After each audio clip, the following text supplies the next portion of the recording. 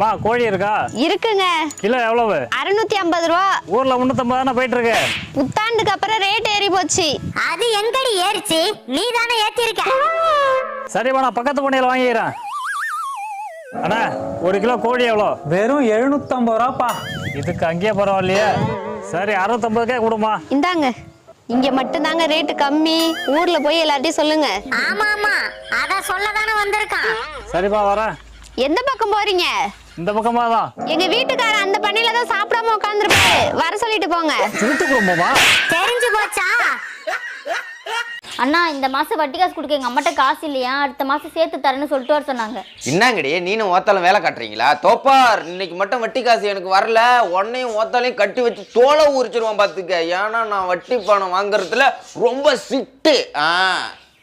சரியான பைத்தியக்காரனா இருப்பான் போல இருக்கு. இவன்ட்டுலாம் எங்க அம்மா வட்டிக்கு காசு வாங்குறது எல்லாம் எங்க அம்மாவை சொல்லணும். ஏங்க கல்யாணத்துக்கு முன்னாடி சொந்தமா நிலம் எதுவும் இருந்துச்சா? இல்ல. குண்டுமணி தங்கம் இல்ல.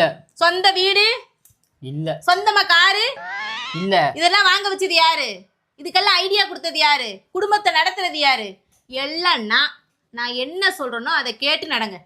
கல்யாணத்துக்கு முன்னாடி ஹோம் லோன் இருந்துச்சா? கார் லோன் இருந்துச்சா? இல்ல. ஸ்கூல் ஃபீஸ் இருந்துச்சா?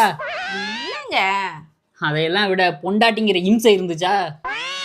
இதுக்கெல்லாம் காரணம் யாரு? ஏங்க ரசம் ஊத்தவா? வாழ்க்கை என்பதே அன்பினில்.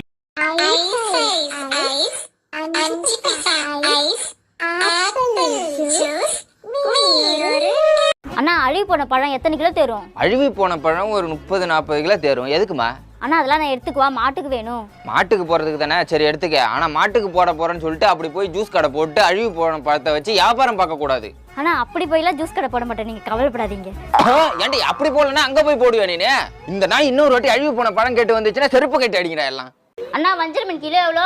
வஞ்சர மீன்லாம் நீ வாங்க மாட்டேமா. உனக்கு மத்தி மீன் 50 ரூபாய்க்கு போட்டு தரேன், போய் சாப்பிடு. யோ யாரை பார்த்து மத்தி மீன் சாப்பிட சொல்ற? எங்க மாமா நேத்தா வெளிநாட்டுல இருந்து வந்தாரு. இங்க பாரு பணத்தை பார்த்தல, நீ 2 கிலோ வஞ்சர மீன் போடு. போடுறேன். ஓ உன் மாமா நேத்து தான் வந்தானா? அவன் மாமா 5 வருஷமா வெளிநாட்டுல இருந்து சம்பாரிச்ச காசெல்லாம் இவ 5 நாள்ல தின்னு தீத்துருவாளே. என்ன கொக்கு குனிஞ்சிக்கிட்டு வருது? என்னப்பா வேணும்? ஓனரை பார்க்கணுங்க. எதுக்கு? கொஞ்சம் பணம் தர வேண்டியிருக்கு. அவர் ஊருக்கு போயிருக்காருப்பா, நாளைக்கு தான் வருவாரு. சரிங்க, நாளைக்கு வந்து கொடுத்துறேன். நில்லுப்பா, பணம் நீ கொடுக்கணுமா? இத முன்னாடியே சொல்ல வேண்டியதானே? யோ வெளியில வா. ஏன்டா முழிக்கிற? ஊர்ல பல குடும்பம் இப்படிதான் இருக்கு, அதுல இது மொத குடும்பம். என்னடி பேச்சுக்கு ஏத்தி பேசிட்டேங்கிற? என்னைய அடிச்சிட்டீங்கல்ல? என்னோட அடகு வச்ச நகையில இப்பயே மீட்டு தரீங்க. அப்படி மீட்டு கொடுக்கல என்ன வரதட்சணை கேட்டு கொடுமைப்படுத்துறீங்க. என்ன உங்களை போலீஸ் ஸ்டேஷன்ல கம்ப்ளைண்ட் பண்ணி உள்ள தள்ளிடுறேன்.